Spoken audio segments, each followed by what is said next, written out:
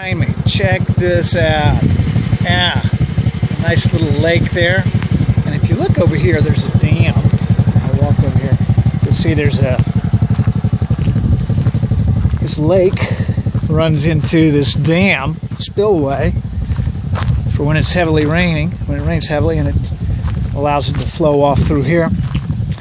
And I see that little trail down there. Can you see it? See the little trail that goes up there? There's no way across this spillway. There's a little shack on the other side. Maybe you could see it, I don't know. There's an old man and an old woman living in that shack. I didn't want to take a picture of it. It's pretty ramshacked, you know, whatever the word is. It's yeah. Anyways, they're living in there, but nice enough to point me in the right direction to get around this spillway. And she said, go down this trail. So I went down this trail and came up here. Really cool. Here's the point. Cool video. Or cool view. I'm just out riding my bike, and man, you just need to get on your bike sometimes and go for a ride. Turn left, turn right, and see where it goes.